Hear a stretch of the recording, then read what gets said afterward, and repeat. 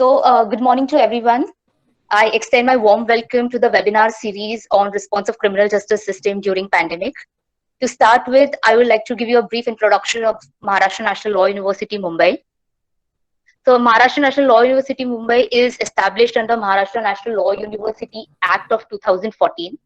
And it started its first academic endeavor in the year 2015. And we are very much happy to inform you all that our first batch of MNLU Mumbai will be graduating in the year 2020. In 2018, Center for Research in Criminal Justice has been established under MNLU Mumbai with an objective to promote criminal law and research under the field. Since then, CRCJ has been conducting various seminars and conferences on campus. To begin with today's session, we had earlier planned to conduct the session with this minimum participation of approximately 70 participants. However, with the overwhelming response of almost 300, more than 300 registration, I must say, we have tried to accommodate as many people as we can. So I hope this will be a great learning experience for you all.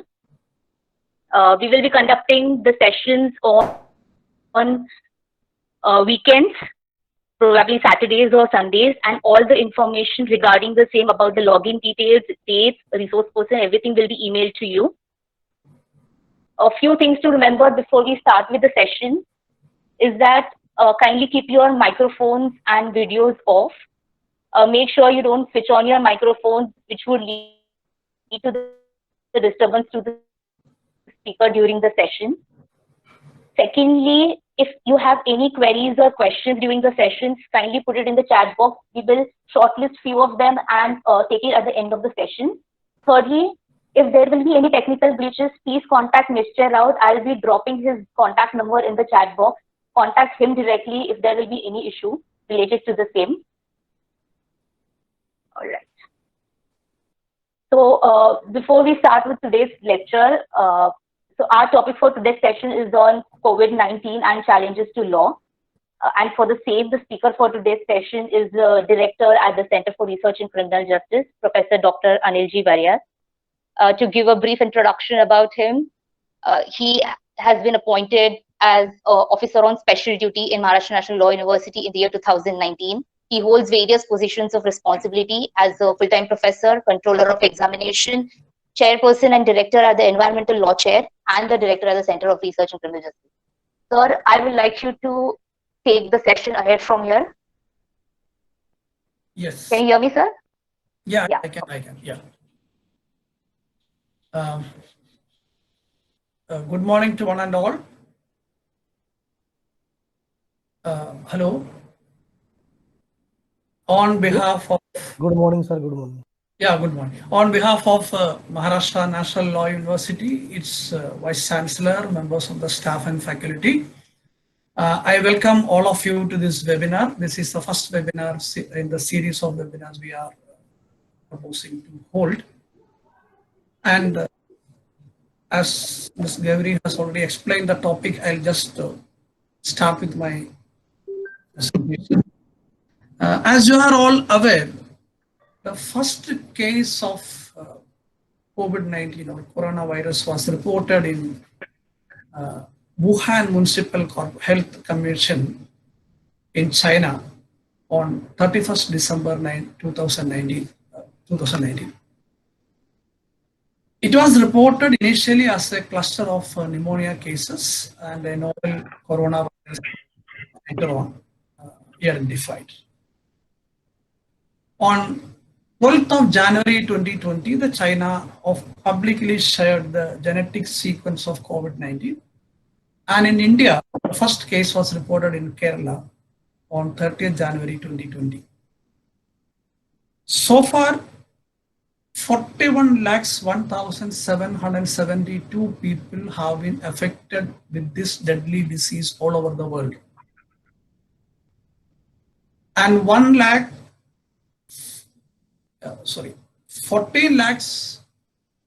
41,000 odd people have lost their lives. In India, 60 2,939 people have been affected, and more than 2,000 people have lost their life, against the total death toll of 2,04,443 all over the world. So at the outset, I must pay my respect to the departed souls, and also I salute the brave hearts who are fighting this disease, the doctors, the nurses, the hospital staff, the police and the essential service employees who are on duty to keep us all going. And I also pray that let there be no more victims to this dangerous disease.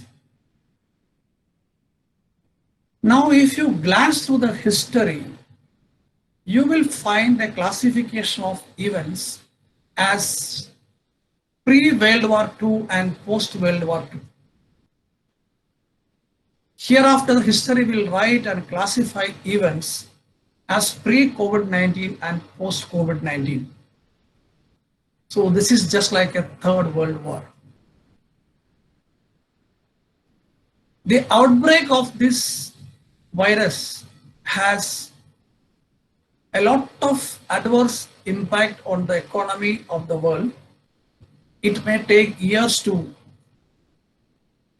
overcome the crisis. But what is the challenge this pandemic is posing to the law and the legal system in general and to India in particular? That is the subject of our discussion. Of course, we have time constraints because it's a very large subject and we may talk for hours on this, but I will just take you to certain important issues of concern.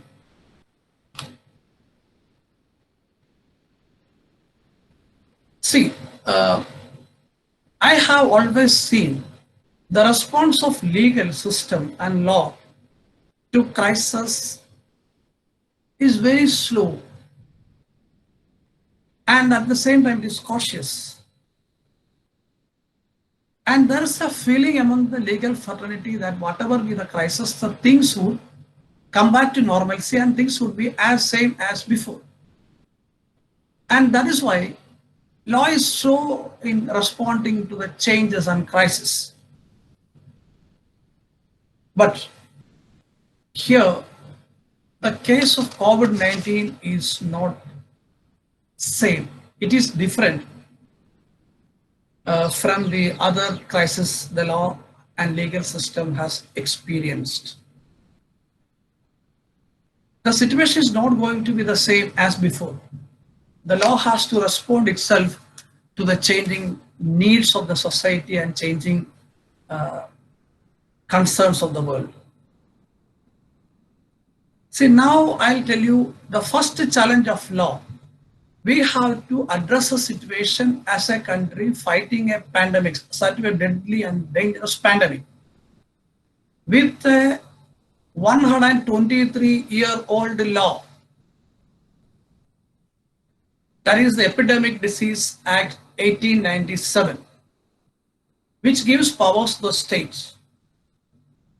The government of India has already advised the state governments to use the law of epidemic to contain the situation, and the Karnataka was the first state to make use of this legislation, and it was followed by many other states including Maharashtra, and the state of Kerala has come up with a new ordinance replacing the Epidemic Act with a new law.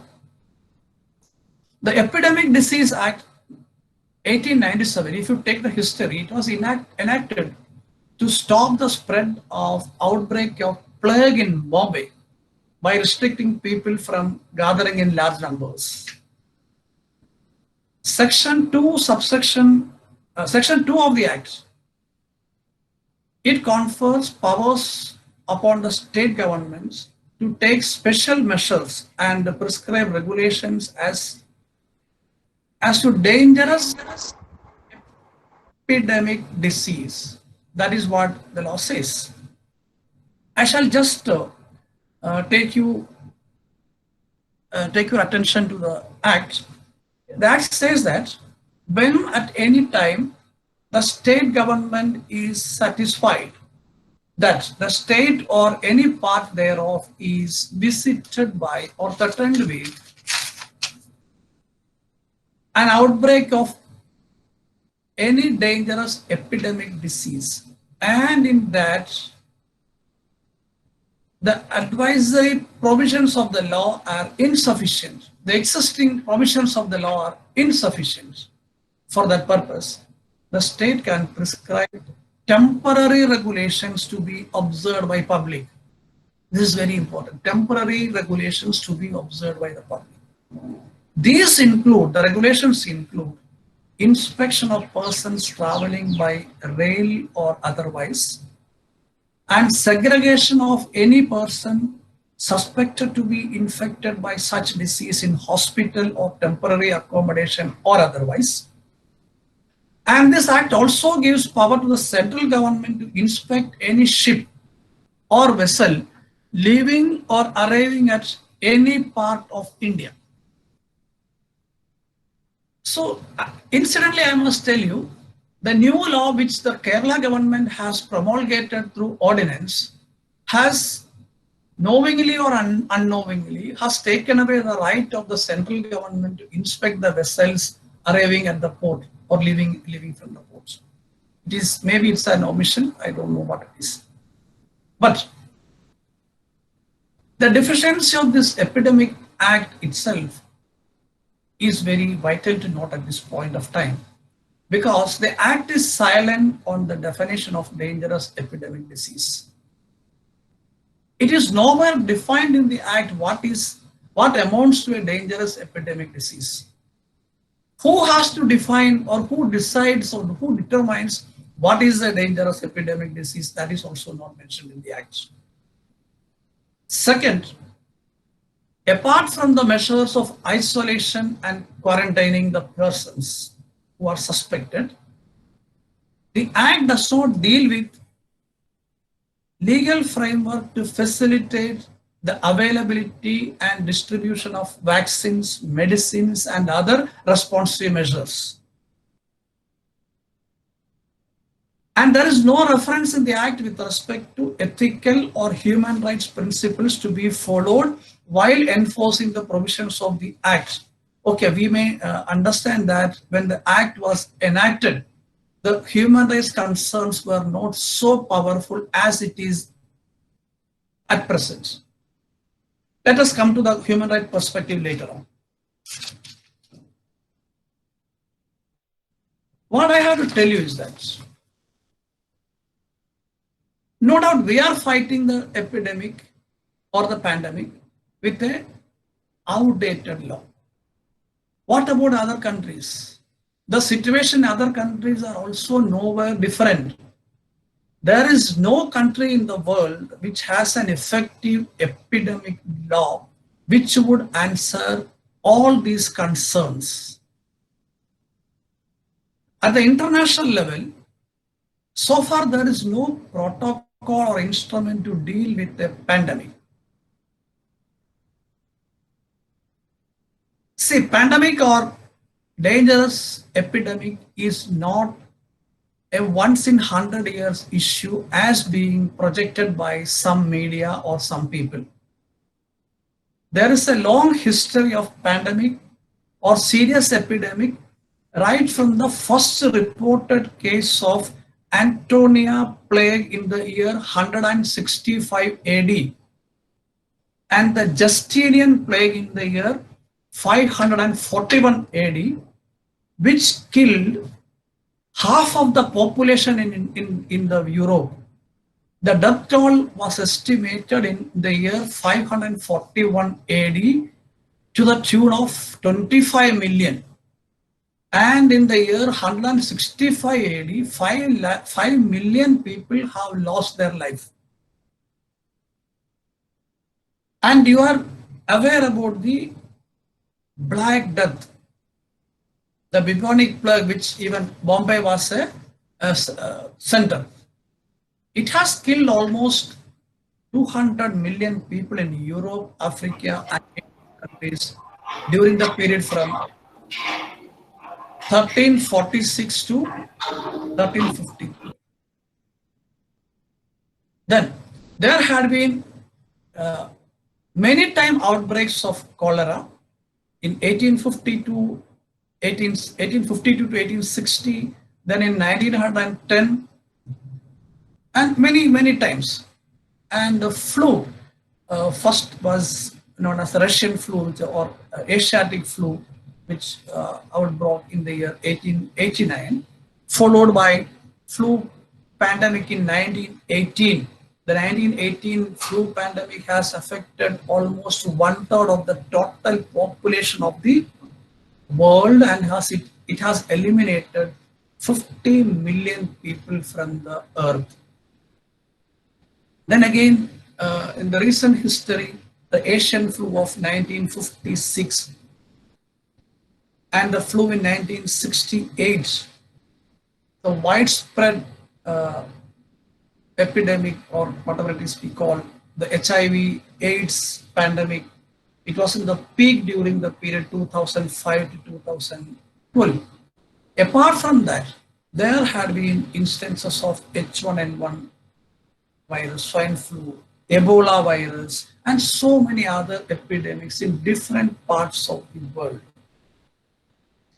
Now, what is the concern we have to share here is that in spite of having this much of pandemics and epidemics, the history of pandemic and epidemics, neither the United Nations nor the WHO, the World Health Organization, or any international body has ever thought of calling an international convention to address these issues. There is absolutely no protocol. See, that is a matter of concern. What is the reason? The reason, there is every reason to believe that because almost all these cases, the victims or affected people were, affected areas were the people belonging to the third world countries and the Asia-African nations. If an international convention is called for and a protocol is framed, what will happen? That will compel the developed nations to share their knowledge, with the developing nations.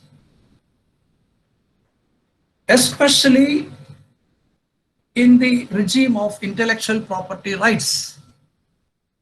The developed nations have made it a monopoly with respect to drugs and pharmaceuticals. So if an international protocol is framed and laid down, they will have to share the knowledge. The compulsory licensing norms have to be liberalized. The generic medicines has to follow. That will adversely affect the interests of the developing nations. So the developing countries, including India, had fought in international forums against this. I will tell you, in spite of all these scientific developments in technology, in spite of passing 5 months from the date of first outbreak or first reporting of the virus, the world is not able to develop a vaccine. It is not able to develop a drug to cure the problem. And nations are not talking about cure. They are not talking about the therapeutic use of medicines. Again, the thrust is on developing vaccines. Again, I shall tell you, if a vaccine is developed by a third world country or a developed country, the World Health Organization, by all possibility, may not recognize its therapeutic use. This is the flaw in legal system in the international level. India now has a strong government whose voice is being heard in the world forums. So this is a golden opportunity for the countries like India to stand up and say that it is time that the international community liberalize their IP regime so that we shall not let our community to be prey of such epidemics and pandemics. Then coming back to our national regime, national legal regime. As a consequence of liberalization and privatization, we can see that the government is withdrawing rapidly and heavily from many service sectors, including the healthcare industry. As on 2019, India has a total number of 35,416 government hospitals or hospitals in public sector, with a total beds of 13,76,000 to cater the needs of 135.26 crores of population. Unfortunately, 2% of the doctors serve in rural areas, which consist of 68% of the total population of India. We don't have a policy or a legal framework to ensure that medical services are reached to the doorstep of the people in the rural area. Now, I have also tried to take the data of private hospitals in India. You will be shocked to know that there is no data, authentic data available with the government. There is no agency who keeps record of the private hospitals. Though the Clinical Establishment Act makes it mandatory that every private clinical establishment, including hospitals, shall be registered. Still, we don't have a consolidated data. So now, for various reasons, 70% of the Indian population have a private hospital preference. You know the reasons, but you please look at the response of the private hospitals. Please look at the response of the private hospitals during the pandemic. It is shameful to say that many hospitals, private hospitals, the so-called reputed private hospital, have closed down their doors. They have stopped business, fearing that the COVID-affected people will come to the hospital for treatment. The municipal corporations and state governments have to come out with the warnings, including cancellation of license if they don't open their doors. This is the situation. And now the government of Kerala is projecting the healthcare success in the COVID, in the fight against COVID. What is the reason? The reason is very simple. It is the presence of quality hospitals in public sector in the state. So it is time that government should think seriously with respect to its role in the healthcare administration. It should not be left to the private players, and government shall not be an umpire. Government shall explore the possibilities of public-private participation, and it must be a legally secured policy to ensure that at least one 500-bedded hospital in public sector shall be established in every taluk headquarters, so that in future such a panic situation will not arise in our system. See, now let us come to the, because there are so many issues, so I'll just take you to major concerns fast. See, now let us see how the government has addressed the issue. On 14th March, a one-day people's curfew was declared by the government, which the people of India has religiously followed. It was followed by a 21 days lockdown, from 25th of March to 14th of April, which was further extended from 15th April to 3rd May, and now it stands extended up to 17th of May. There is every likelihood of further extension. So have you ever thought under what authority the government is declaring lockdown and extending it? See, theoretically speaking, when a lockdown is imposed, what happens? It results in restricting the freedom of movement of the people. It results in violating the right to liberty. That means, to put it in simple words, a declaration of lockdown is directly interfering with Article 19 and Article 21 of the Constitution.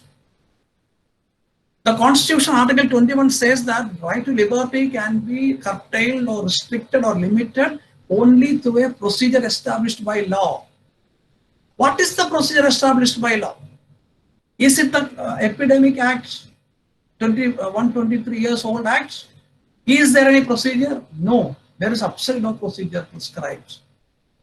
And see, you must understand that the government has passed an order, the Ministry of Home Affairs has passed an order by virtue of authority vested on the government under Section 6, Clause 2, read with Section 10, Clause 2, Subclause 1 of the National Disaster Management Authority, National Disaster Management Act.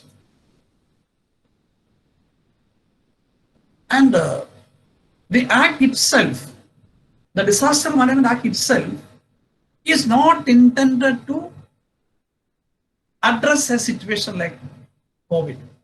But we have taken the benevolent provisions of the Act to address this situation.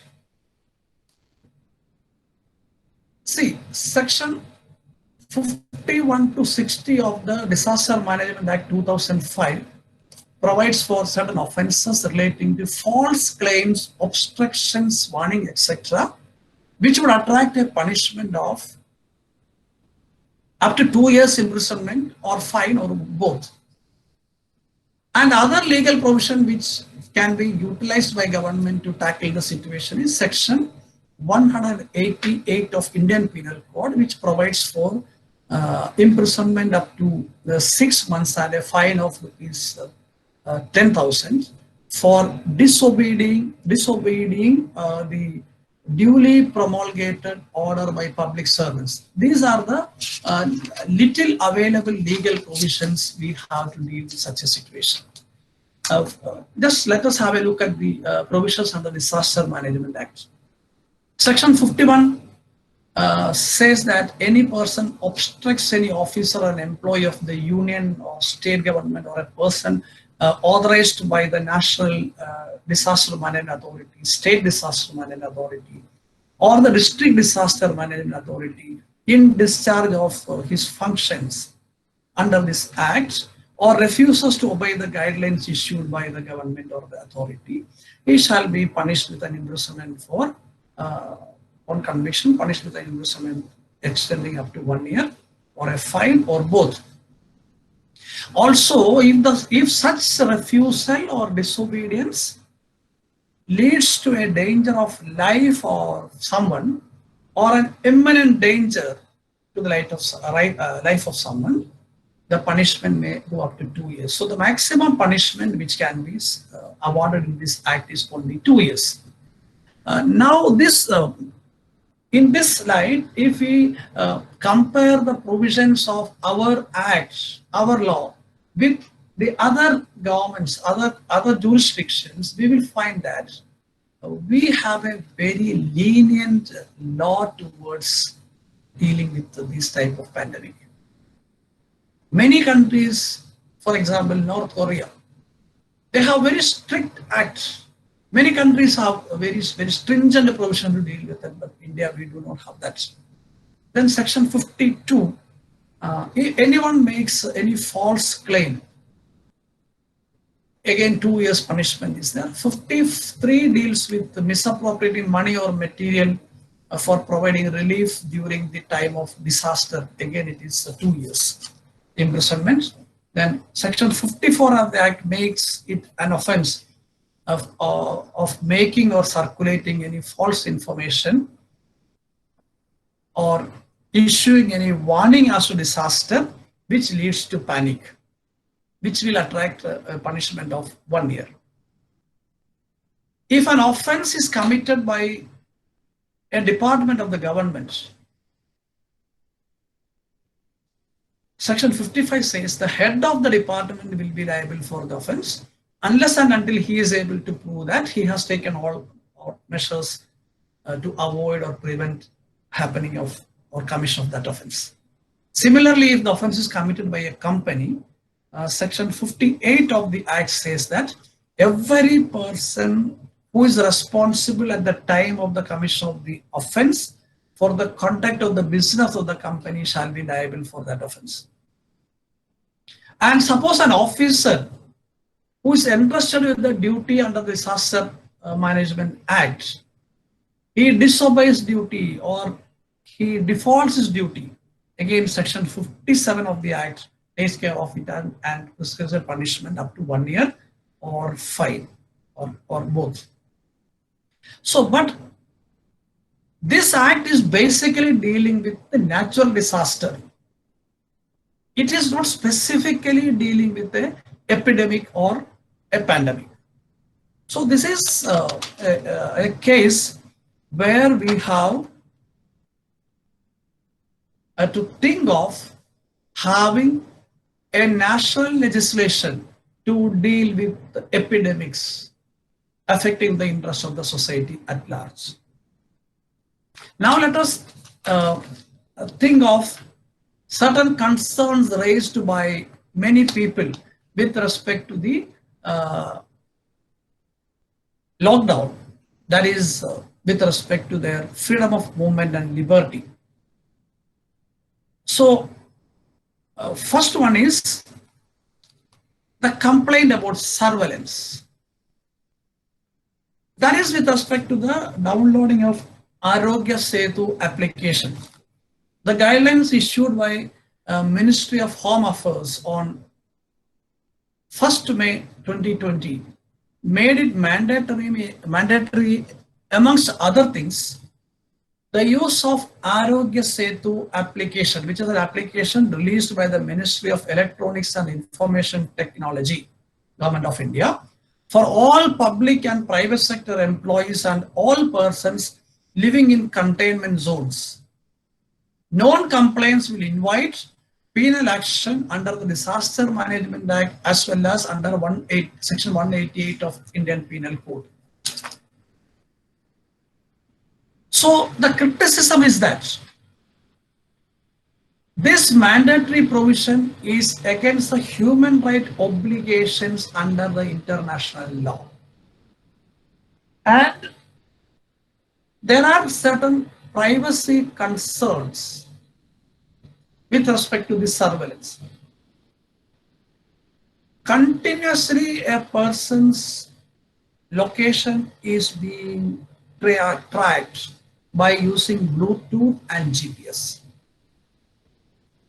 Continuous monitoring of one's location or continuous surveillance without his consent is not matching the standards of similar applications used in other jurisdictions. That is the major criticism.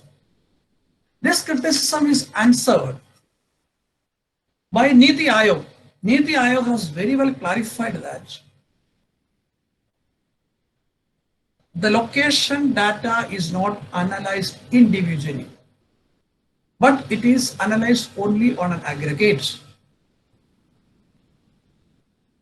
GPS data is necessary to demarcate containment zone and disease clusters.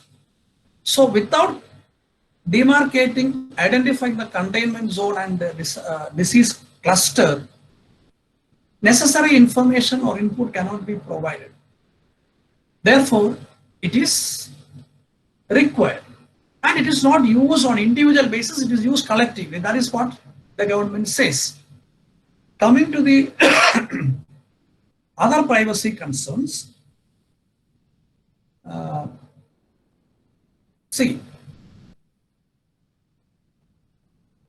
human rights or human life, that is a question to be decided. Which is most important? The answer is that which is most important? Whether human right is most important at this time or human right is important. It's a choice between human life and human rights. See, again, you know, though the Supreme Court has declared that right to privacy is a fundamental right in the Puttaswamy case, I don't think that there is an absolute right to privacy in India. A right to privacy, just in the case of any other fundamental right, can be restricted by procedure established by law, following the ratio laid down in the Maneka Gandhi case. And again, in another case, Govind versus State of Madhya Pradesh, the court has said that if there is an important countervailing interest which is superior to right to privacy, or there is a compelling state interest, the right to privacy can be restricted or curtailed. And apart from that, there are almost 18 intelligence agencies in India who have the power by the respective statutes, who have power to intercept with your privacy.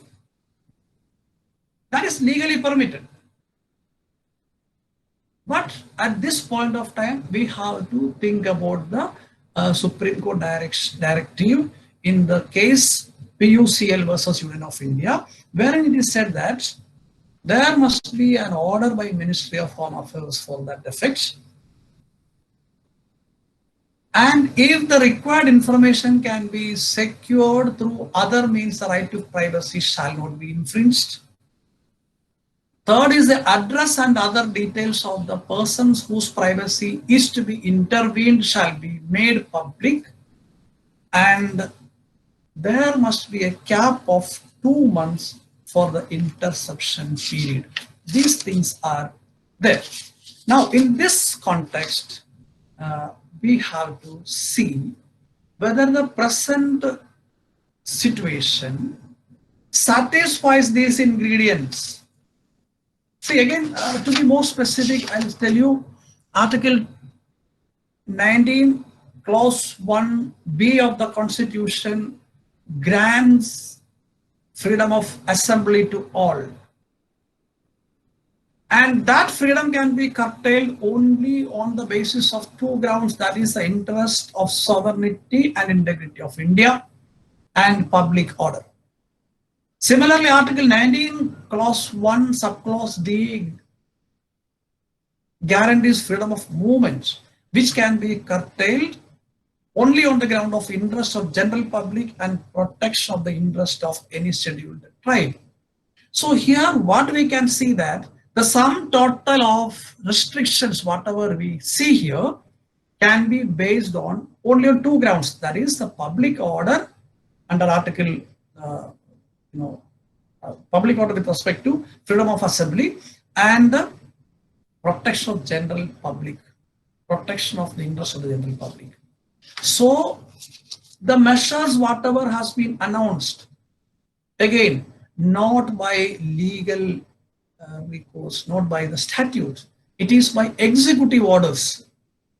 If these are sufficient enough to stand the test of these reasonable restrictions on the basis of interest of general public and public order, then absolutely it is well within the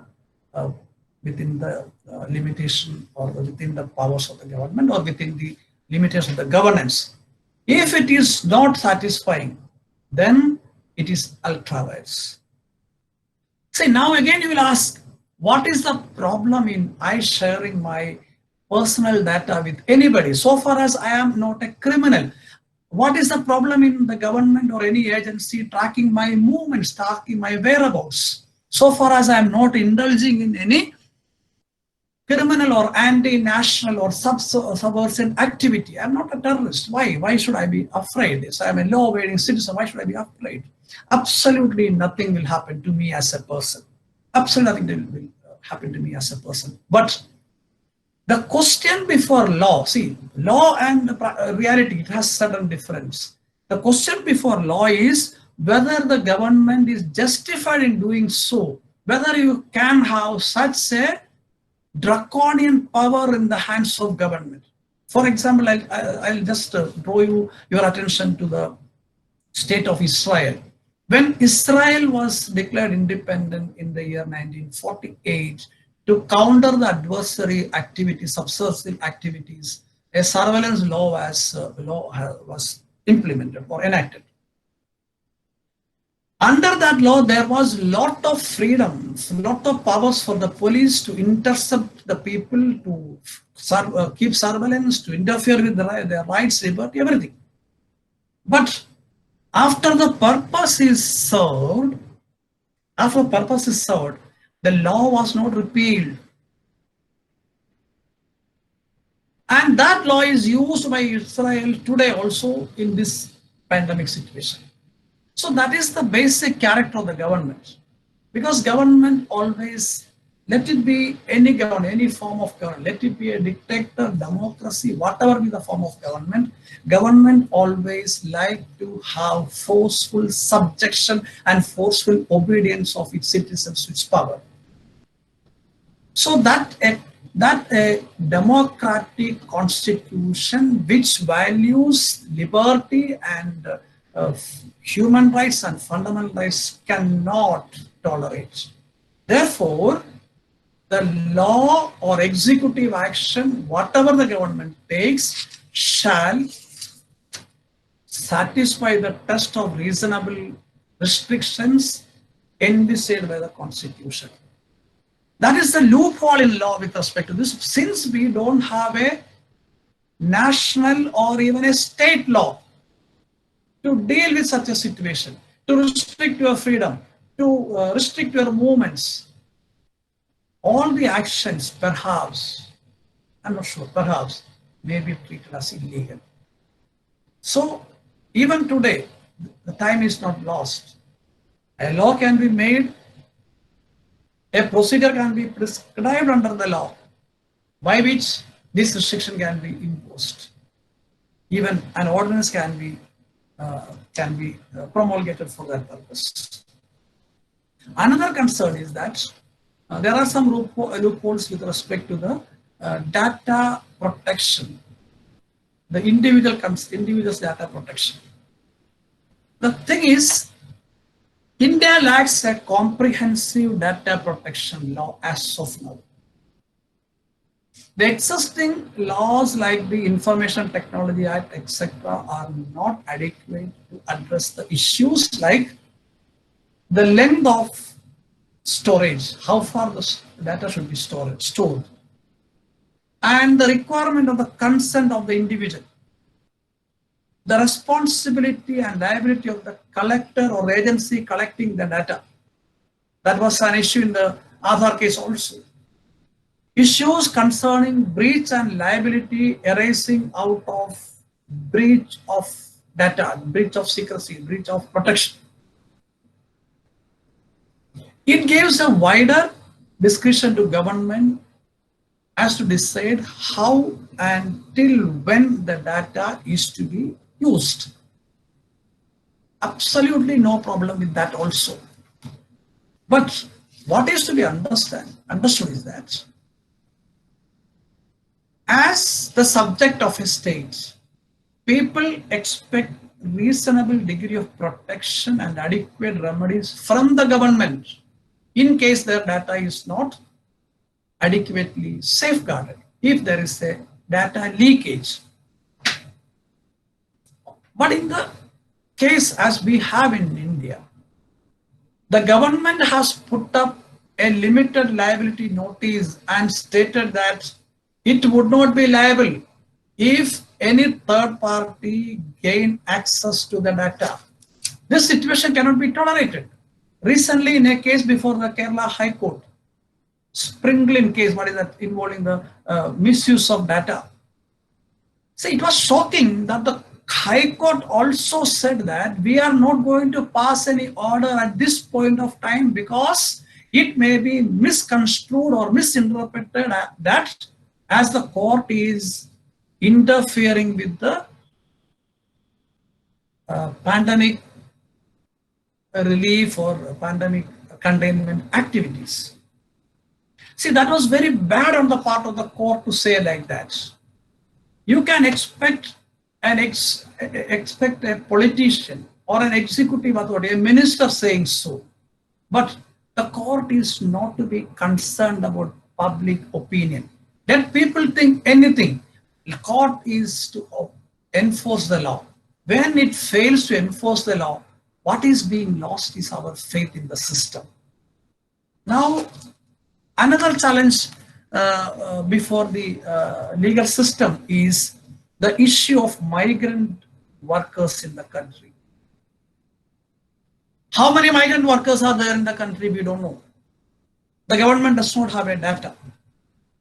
They have to depend on the data with the NGOs and other authorities. But it is estimated that there is a total of 139 million internal migrant workers in India. We have seen that the panic migrant workers fleeing the place, they are coming out in open and revolt, and they were going to their villages. Till they came out on the roads, there was no agency, no authority established by law, at least to count their number. There is no registration of migrant workers, from where they have come, whether they are coming from India itself or there are foreigners, whether they are infiltrators from Bangladesh and Pakistan and other foreign countries. Our legal system has no data at all. Till then, they were facing a potential threat to our national security.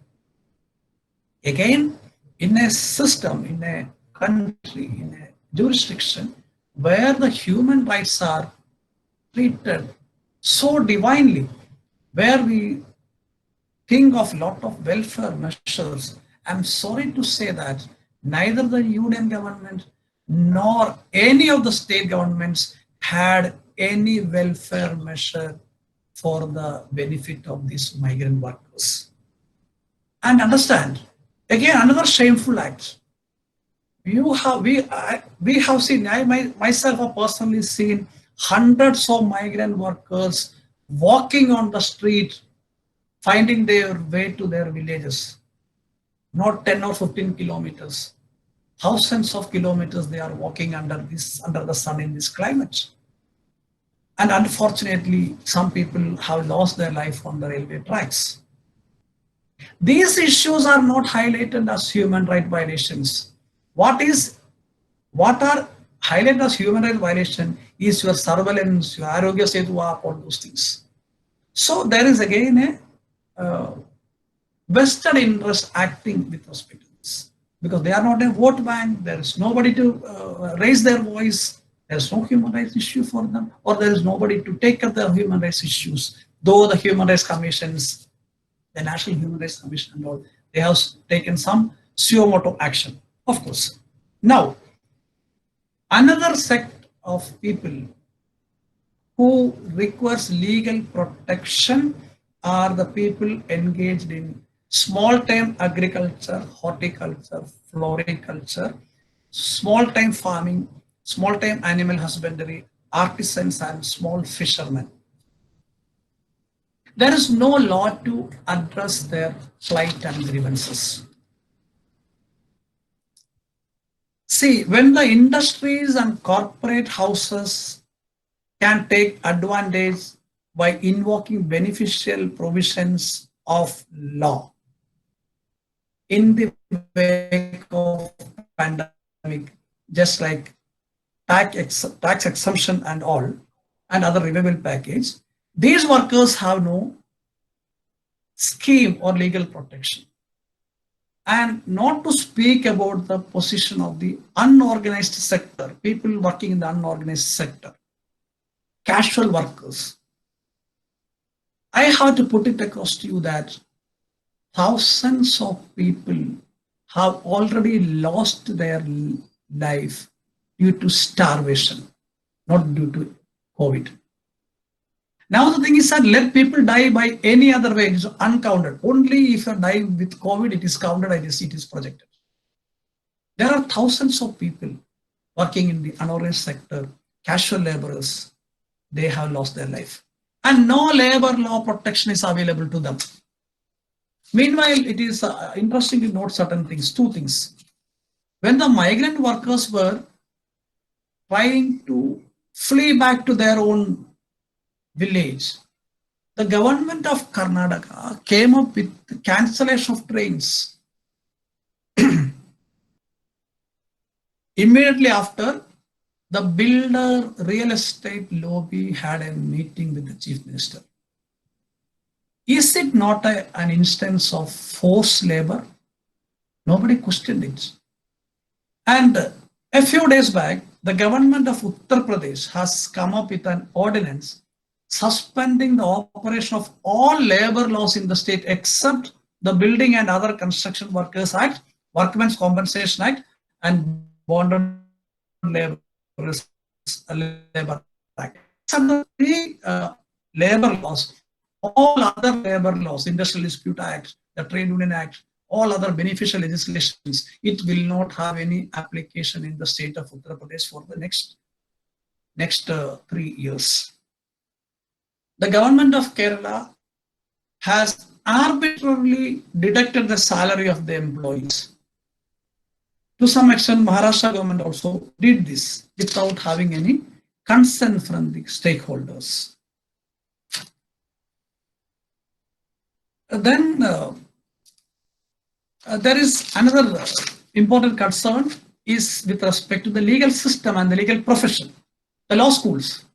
The law schools and legal profession are not going to be the same hereinafter. By now, the instruction and imparting knowledge in the law schools and other higher education institutions have become online. It is going to continue. But again, the legal flaw is that as per the UGC regulation, the universities and higher education institution can impart only up to 25% of their total curriculum under the online mode. And there is no law in India which facilitate imparting online instructions to the school at the school level. Even the pre-primary, primary and LKG students are being imparted online training now, but without a legal framework. I'm not blaming the action, but what is concerned is that many players in the system are acting without legal authority. It is dangerous in future. That has to be arrested. And very peculiar or whatever it is I have to tell you. There is a shift or imbalance with respect to the power pattern in India. All these days, the legislature, including parliament and state assemblies, are not working. Even the committees are not working. The legislative wing of government has come to a stop. What about the judiciary? Courts are not functioning in India for almost 60 days, more than 2 months. What happened to the people? So, if an ordinary citizen start thinking in terms of the situation that whether all these institutions are really necessary or not, you can blame them. That's why I told you in the beginning, as a discipline, law is very slow in responding to the changes. See, all the courts in India are shut down, said that there is if there is an urgent matter, we will take up through video conferencing. But what is urgent matter? Nobody decides. When the Supreme Court has said that people who are imprisoned or under trial prisoners in jail, wherever you can give bail, you have to give bail, so that the overcrowding in prison is a alarming reality in India. It has to be reduced. But many High Court have said that bail is not an urgent matter. So these things, see, I am very sorry from a legal profession. I am very sorry to say that in this pandemic situation, the judiciary as a whole has failed in coming up to the expectation, discharging their duties. I fully agree with the view expressed by Justice Madan Lokur in this case, in this aspect. But I do not want to go much deeper into that, or it is for you to decide. Again, the other stakeholders in the legal profession, the lawyers and law firms, they have closed down. See, now it is time that we have to think in terms of alternative justice dispensation system. The people might have by now realized the futility of prolonging litigation. And it is time for the legal profession to rethink about their entire culture, the law culture, the more automation they have to go for, more prudent measures for justice dispensation must be explored. The culture must change, then only the other things will come. First, they have to change the entire culture of their legal drafting and pleading. Without going to lengthy pleadings and draftings, they have to come in terms of reality and come with precise drafting. It is for the legal fraternity to explore the possibilities. If they are ready to respond positively, there is enormous opportunities underlying the crisis. So these are, because time is running out, so I have to wind up now. These are the few areas of thoughts and concerns which I wanted to share with you, where the legal profession, the law itself, it has to take it as a challenge. So I thank all of you for giving me your lending your ears to me so patiently. And if at all there is some questions within the limited time, we can think of answering that. Thank you very much.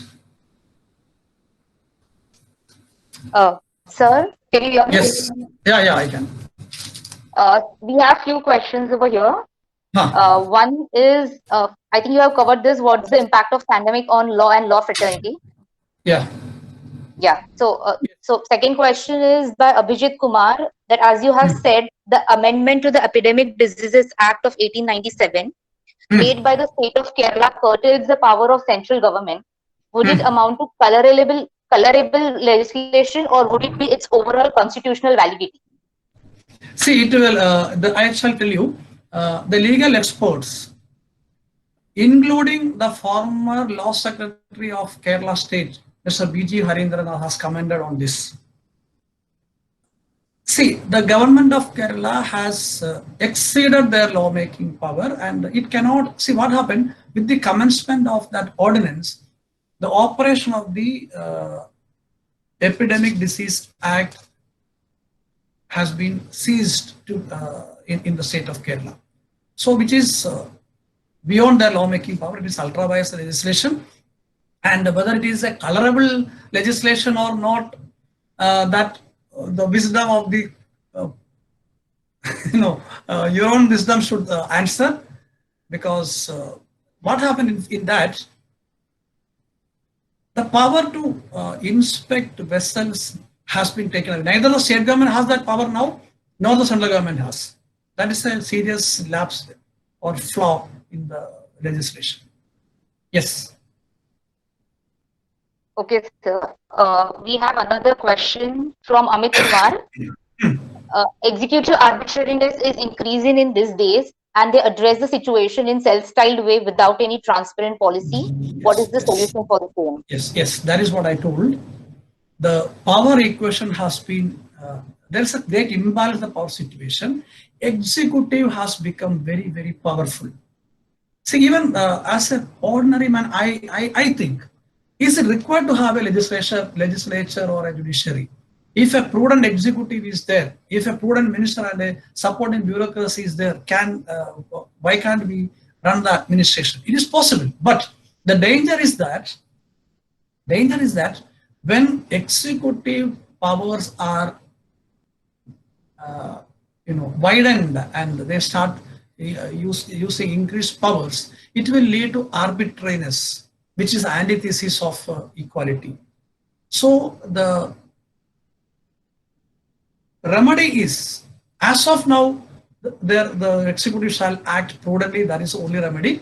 But after the post-pandemic, that's what I told you. Even you will have the post-pandemic and pre-pandemic laws. Post-pandemic, we have to come in terms of this situation and redraft the legislations. Because epidemics will come, maybe with a pandemic or not, because every year we have an epidemic. Next month, June, July, we are going to have a lot of epidemic like dengue and all those things. It is waiting. So there must be a law, at least a national level legislation to deal with the situation, whereby there must be strict guidelines to what extent the rights and liberties of individual has to be interfered. At the same time, there must be a legal framework to ensure the supply and distribution of drugs, medicines, and essential commodities, including food. Yes.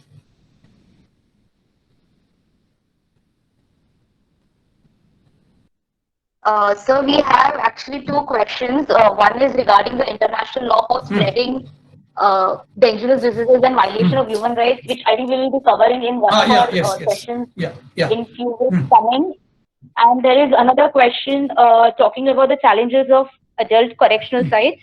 The spread of COVID-19 in juvenile detention is also we are going to be covering in the policing and correctional facilities and about the juvenile decisions, detention facilities, how it's going to be affected. So we will take one last question over here. Yeah. Has the central or state government legislated Disaster Management Act to be enacted with Epidemic Act in the present epidemic?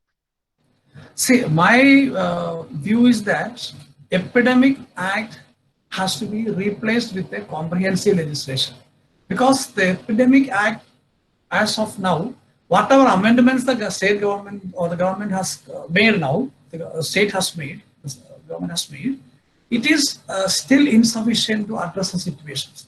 Because what we have to address, it is not only restricting overcrowding or arresting your movements. We have to be more comprehensive. We have to think of providing affordable and efficient health care and medicines, vaccine, development of vaccine. These things has to be taken care. See, you have seen that people are waiting outside the hospitals when the dead bodies are not removed from the bed. Dead bodies are on one bed and other bed patient is there. So this situation should never happen. All these things, these things have to be addressed in the act. So a comprehensive legislation shall replace the existing disaster management, this epidemic acts. And I told you, Disaster Management Act was never intended to deal with an epidemic or pandemic. Yes. Yeah, we have the similar question in line with the same, which you have already answered about the law related to the dead bodies and the process for the disposal of the same. We need compile new legislation for the same. So thank you so much, sir, for such an informative and detailed lecture. I'm pretty sure it has been very helpful for all the participants. And this is our first venture, so I must thank personally to all the participants, and I expect the same cooperation for the future programs also. We will have a lot of people interacting with you. Details will be shared with you. Thank you, Gauri and Manisha, both of you, for arranging this program, this webinar. All the information regarding the next sessions will be emailed to you. And there's one small announcement that I have to make is that due to the popular demand, we had arranged or launched a one-day workshop on role of investigation, forensic evidence, role of prosecution and defense in the month of March. That is on 22nd March, and I'm pretty sure that most of you all had registered for the same, who are part of this seminar right now. We had received the overwhelming response of more than 400 participants, but due to the current pandemic, we had to cancel the same. But we would not let you down. We'll try our best to arrange it online in the month of June. So do register for the same. We'll try to keep it open for as many participants as possible. So thank you, and we will update you about the next session via email. Yes.